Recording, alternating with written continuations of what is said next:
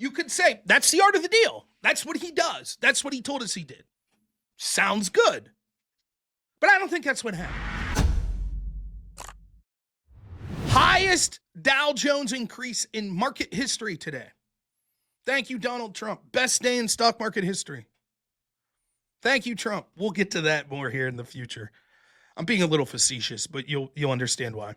So the two options are, now that Trump sort of said, okay, we're going to continue to hammer China because they've retaliated, but every other country in the world, we're going to, I think, limit to that 10% and halt all the other tariffs. And the market's just rebounded like crazy, right?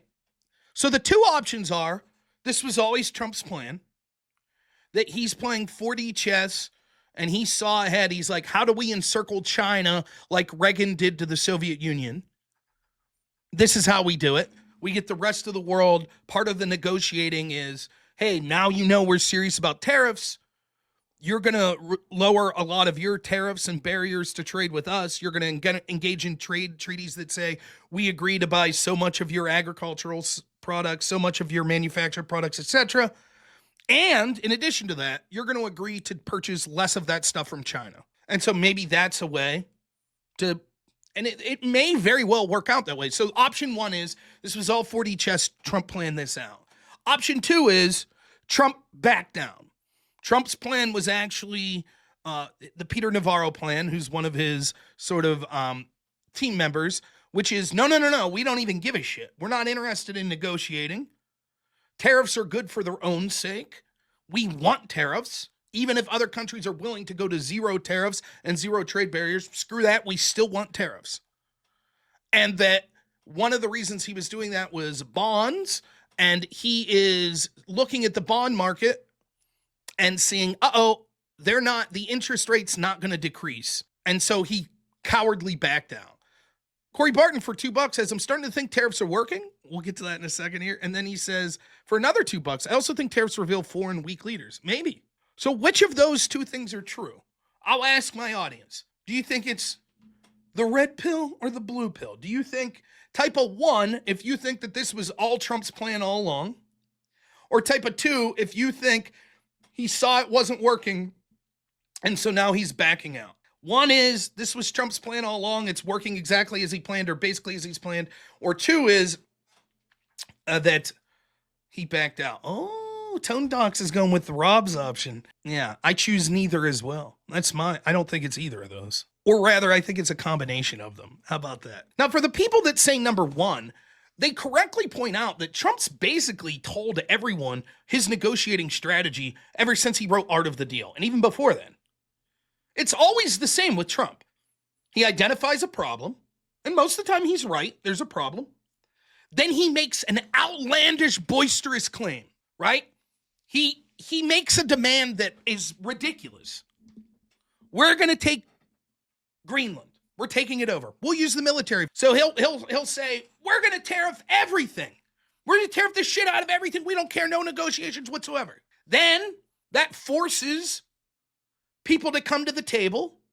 It allows him to have sort of what is seen as a compromise. And then he ends up getting the resolution that he always sort of wanted, but it's seen as if he had to give something up. And in effect, regardless of if you think that this was all part of Trump's plan or not, or if you think that he backed out, it may end up working exactly like that.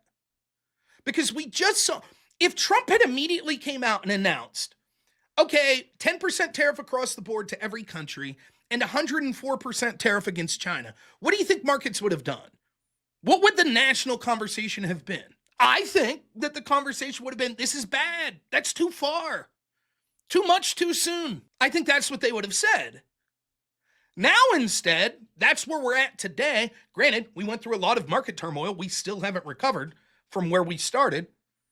But the conversation today is like, oh, thank God, this is reasonable. And so you could say, that's the art of the deal. That's what he does. That's what he told us he did. Sounds good. But I don't think that's what happened.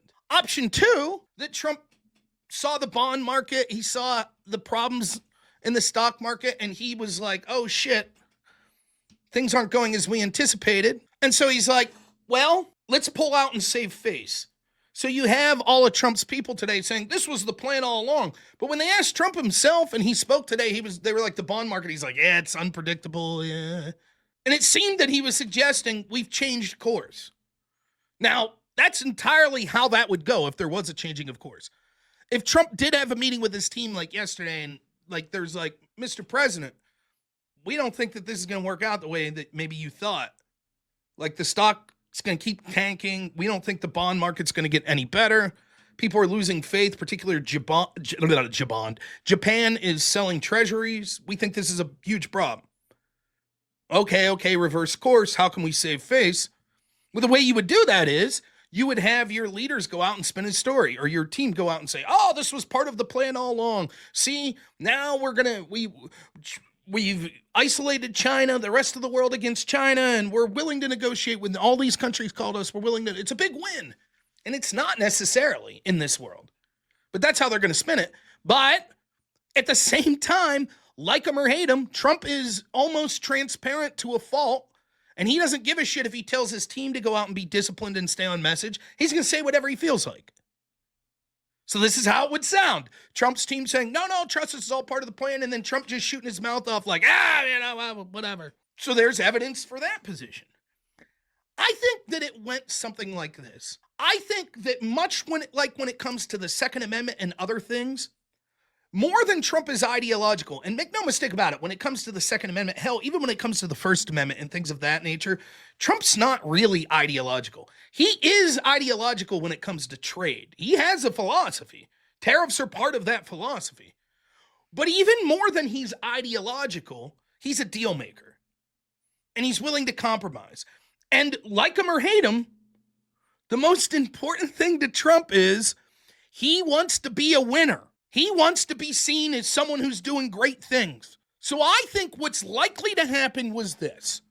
I think that Trump's listening to his advisors. Trump's thought for years that China was ripping off the United States first and foremost. He thinks that NAFTA and deals like that were terrible and they hollowed out middle America. He wants to be a champion for the manufacturing in the United States. He wants every business in the world to come to the United States and build factories and do their business here. He does want all of that. But he's sort of shooting from the hip. And he knows we'll start off with the most aggressive posture possible, and then we'll play it by ear. We'll see what happens. We're willing to throw out large parts of this plan if enough people say, hey, it's not working. That's what I think's basically going on. There's some semblance of a plan, but it could adjust at any point on the fly. Trump just doesn't give a shit. That's what I think's happening. I think it's like bump stocks. Remember that? Trump's like, yeah, what's going on in Vegas? It's Vegas shooting, whatever. Let's get rid of bump stocks. And then all of his supporters are like, what the hell are you doing? And he's like, all right. You can't go on national TV if you're Bessonnet or any of these other people and be like, well, ultimately, what Trump's really looking for is to negotiate, get a negotiated deal. You're going to be like, no, Trump's like going to go, he's going to do the tariffs regardless because you don't want Europe to just come to you or Vietnam or South Korea or Japan or China or Australia or Canada or Mexico and say, okay, well, if you're starting from the position of, our 10% tariff's too much, we're willing to lower it to 5%. You want to start from the position of, you're fucked anyways. We're tariffing you. The best deal you will get will still end up with you having a 20% tariff. Because if you start from that position, all of a sudden, you could get to the position that you hypothetically want, which is, we want you to agree to buy more shit from the United States and eliminate your tariffs. So when you have people like Peter Navarro that are out there like, no. The strategy is tariffs. We want to replace the income tax totally with tariffs. And when you have Vietnam come out right out of the gate and it's like, hey, we're willing to eliminate all of our tariffs. And Trump's team was like, that's a non-starter. What do you mean a non-starter? Nope. Not even willing to have the discussion. I think that ultimately was the plan. I think the plan was ultimately to have negotiations, but to make the rest of the world think for a month or two, this shit's happening. Yes, we know there's going to be short-term pain. We don't give a shit. That's what the Trump administration's position was going to be. Now, I had said that the reason that ultimately I think that this strategy won't work is because the rest of the world will understand having a republic or a representative democracy in the United States, we have elections every 2 years. We elect a president every 4 years. And if they could hold out for 2 years, knowing that this would cause enough pain in the United States, even if it caused more pain around the world than it is in the United States, that ultimately Trump's allies would lose in the midterm elections, and then that would force a change. And I said, and aside from that, Trump's ally or Trump's fellow Republicans that are going to be against this would be his biggest impediment. So I ultimately thought, I don't think it's going to work. I applaud Trump for trying something, because I think had Kamala won or had pretty much any other president won the primary other than maybe J.D. Vance, nothing would have changed. We would have just proceeded with the status quo, which is not sustainable. So better to rip the Band-Aid off now. That doesn't mean that ripping the Band-Aid off is always going to lead to the desired outcome, but at least it's an attempt. And I think ultimately what happened was that more than they expected, they're reading the tea leaves, and it was going to cause more short-term pain than they anticipated. Not just with the stock market, but more importantly with the bond market. So I think it's a combination of 1 and 2. I think that it was sort of 4D chess in that ultimately the goal, despite the bluster, was to get to the negotiating table. But I also think that goal was to seriously put these tariffs in effect for at least a month or two so that the rest of the world knew, like, look, we fucking mean business. This isn't just some idle threat. And I think ultimately they were forced to change. And I do think that probably part of that was trying to get sort of an international coalition to stand up to China. So I think that they ultimately got there, but they're not starting off from the position they wanted. I think they wanted to make Europe feel the pain, to make Canada, Mexico feel more pain for a couple months and say, we could weather the storm.